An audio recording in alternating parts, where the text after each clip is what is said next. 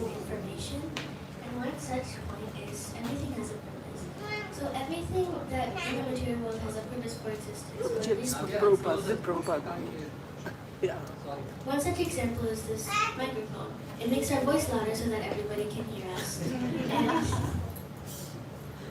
similarly, if you ask yourself like what my purpose is, you'll find a reason. You'll eventually find Krishna consciousness, which in turn will eventually lead you to realizing your true position in Krishna's eternal spirit.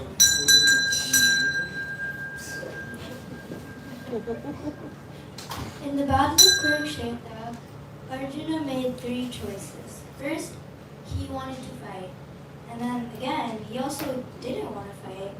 And then he realized that he would rather be a renounced beggar than fight the Kauravas. So he was really nervous because he was against his guru, like Prana, and the person who took care of him his whole life, Bhishma, most of his whole life, Bhishma. And then he asked what his dharma was, or what was his purpose. Another point was 5 things that you must do daily.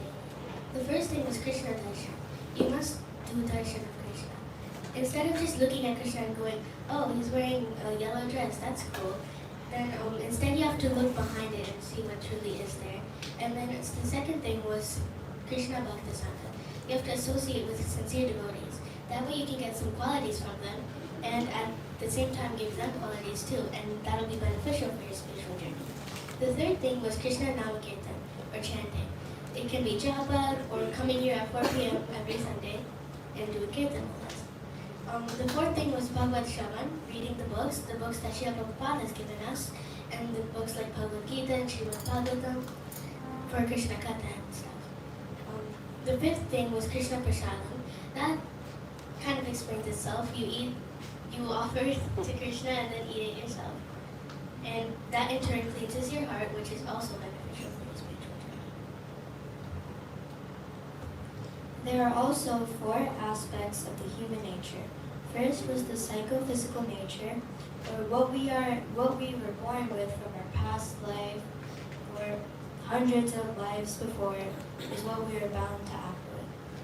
Another one is nature versus nurture.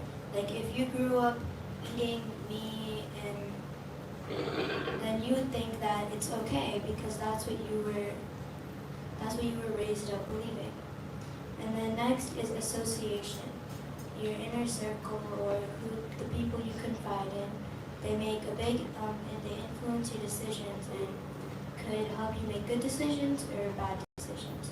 And next is our free will.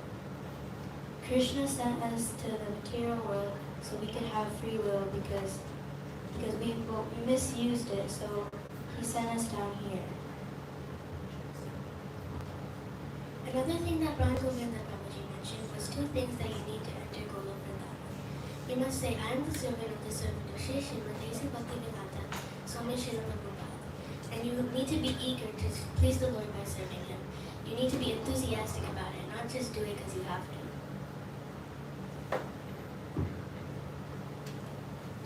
Another point that Govinda Prabhus said was that idol versus the ideal worshipper. So the ideal worshipper focuses on the substances behind the form, versus the idol worshipper is like, oh wow, I see a red background. Okay, let's eat prasad.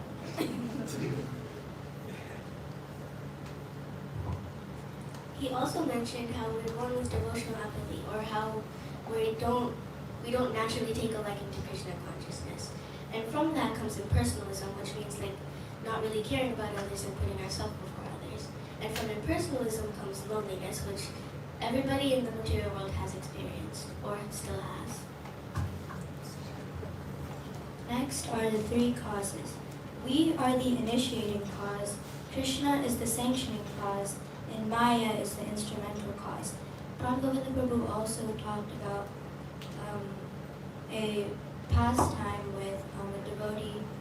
So the devotee was cutting vegetables for Krishna, and then he cut his fingers. Then he said, Prabhupada, since I was cutting these vegetables for Krishna, why did I cut my finger? And then Prabhupada said, actually you were supposed to have your head cut off, but because of Krishna's mercy, you only cut your finger. So then, then everybody was like, I'm not sure about that. So then he went to the astrologer, and the astrologer said, oh yeah, you were supposed to die on this day. So then he was like, wait, what? Maybe this is true. And one of the simple ways that Govinda Prabhuji explained one of his points was, you have to do sadhana, or it's the service that you do for yourself. And from sadhana comes bhava, which is affection or ecstasy. And from bhava comes Krishna Prem, which is the ultimate goal of our life and the goal of our spiritual journey. Next is gratitude. Gratitude makes our heart a fertile land for the seed of bhakti to grow.